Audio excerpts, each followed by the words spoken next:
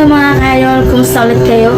May bago na namang update ang ating Facebook app ngayon kung saan pwede na po tayo makapag-share ng thoughts natin sa ating Facebook application na nunid nang pumunta sa ating Facebook Messenger. Kasi dati diba sa Messenger account lang tayo pwede makapag-share ng thoughts natin.